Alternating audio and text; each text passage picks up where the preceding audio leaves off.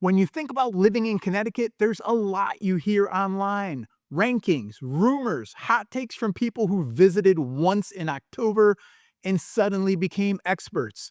But there's also a lot people don't talk about. Today, I'm sharing 7 things nobody tells you about living here in Connecticut. The stuff you only find out once you've actually moved in and tried to figure out which trash can goes out on which week. Thing number 1, the real cost of living most people don't know in Connecticut can be very expensive. They look up home prices and property taxes and they think they've got it all figured out. Then they move here and all of a sudden, surprise, there are expenses that didn't show up on your cost of living calculator. Everyone pictures charming New England winters with snow on the trees. What they don't picture is their first oil delivery bill, hurting their back when they're shoveling, slipping on the ice. Many homes here rely on oil heat, and prices can swing wildly. A cold winter can double what you expect to spend on heating your house. And here's another one: car taxes. Yes, Connecticut charges you property tax on your vehicles. You buy that beautiful brand new SUV, and the town sends a little welcome to the neighborhood postcard, except it is a bill telling you how much you owe for your property tax. Outsiders rarely expect that. And then there's homeowner quirks like septic maintenance.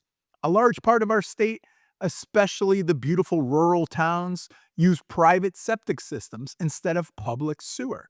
So pumping, inspections, engineering upgrades, these are all real dollar expenses. The good news: incomes here tend to be higher also. Connecticut ranks among the top in all the United States in median household income, hovering right around $90,000 per person, but it's still important to budget for the full picture, not just the Zillow picture. Thing number 2, seasonal or weather surprises most people don't expect. Connecticut gives you 4 full seasons, and occasionally it will be all in the same week. One unexpected insight most home buyers never hear about is how dramatic the microclimates can be. Towns along the shoreline like Milford, Branford, Fairfield, they often stay 10 degrees warmer than places just 30 minutes inland. That affects everything from your utility bills to how early the flowers bloom. People moving from bigger states assume the weather is uniform. Let me tell you right now, if you live in Litchfield County or up here on the mountaintop of Prospect, things are different. Here, 2 towns can feel totally like different planets, but some have better pizza than the other. Another hidden truth is winter daylight. New England sunsets come early. In December, it's often dark by 4:15. Many newcomers are shocked at how this actually impacts your mood and your daily routines. Locals learn to plan around it. Outdoor activities happen earlier, social life is a little cozier, and healthy appreciation for good lamps. And speaking of storms, here's something you really wouldn't expect to hear on a YouTube video. Connecticut towns have strict rules about snow removal timing. Some municipalities fine homeowners if sidewalks aren't cleared within a set number of hours after snowfall. There's parking bans regulating where you can park. Nobody tells you that until you're out there at 6 a.m. bonding with your shovel.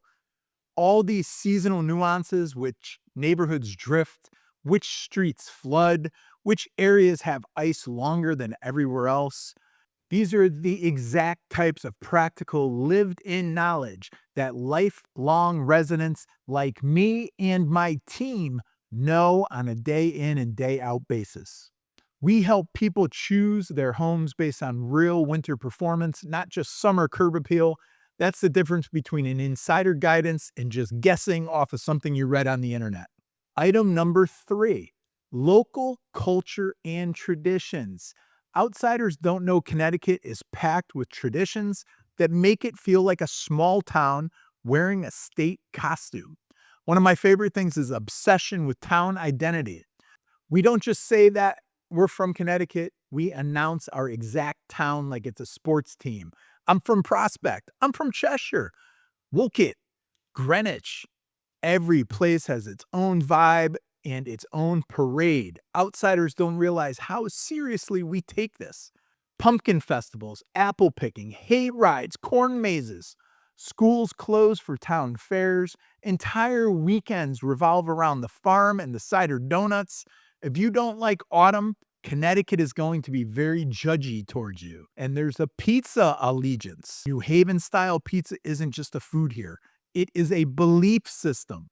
Newcomers think it's cute. 10 years later, they're in a heated debate about coal fired ovens like constitutional scholars. Item 4, neighborhood dynamics and where locals actually live. People often imagine Connecticut as either ultra luxury suburbs or sleepy rural hamlets. The reality is definitely more layered. Locals know there are pockets in every town that offer better value, better community, better long term appreciation. For example, many buyers coming here target the famous towns that they've heard of. There's plenty of Connecticut residents that choose neighboring communities that are just as nice without the headline price tag.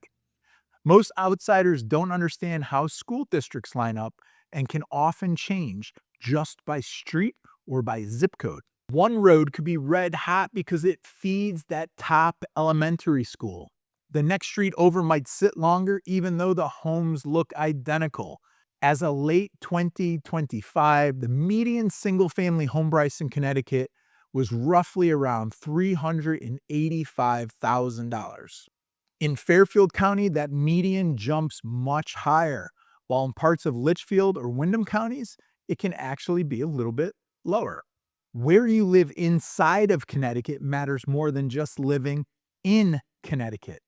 Item number 5, the truth about traffic, commutes, and transportation. The thing I see is everybody checks Google Maps before they relocate to Connecticut, but almost nobody checks it at 7:45 on a Friday morning in February. Here's a little insight most buyers never expect. Connecticut highways were designed decades ago. Routes like 84 and the Merritt Parkway are historic and scenic, but they're not built for the modern population. The parkway doesn't even allow commercial trucks, which sounds peaceful until you're stuck behind somebody going 42 miles an hour, enjoying the view in the Hallmark movie. Train commuting is a huge part of living here as well. Metro North goes direct to Grand Central Station in New York City. What newcomers rarely hear is parking dynamics at train stations. Some towns have multi-year waiting lists for commuter parking lot permits. That can influence how a community makes sense for you. Locals know timing tracks, alternative stations, and neighborhoods with easier access. Our team helps our clients plan their commutes realistically, which on-ramps back up, which exits are secretly smoother, and how to avoid intersections that turn into metal yoga at rush hour. Item number 6, how social and community actually work in Connecticut is friendly, but in a cautious New England sort of way. Outsiders expect instant best friends. What they get is neighbors who wave, maybe for 6 months or so, and then they'll invite them over to a barbecue. But here, you will grow together. Many communities are deeply rooted. It takes time to break in. Some of my neighbors I've had for 20 years. I'm the newcomer and I've been in my house 24 years. Another unexpected truth is how much towns rely on Facebook community groups. Lost dogs, recommendations for roofers, arguments about leaf blowing etiquette. It all lives online.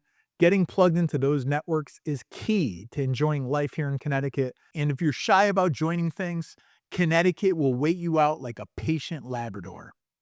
Item 7, quirks, rules, and unwritten etiquette. You learn over time. This state has more unwritten rules than a middle school cafeteria. You learn to pronounce the local street names correctly. You learn that the letter O doubles as the number 0 on town forms. You'll learn everyone measures distance in minutes, not miles.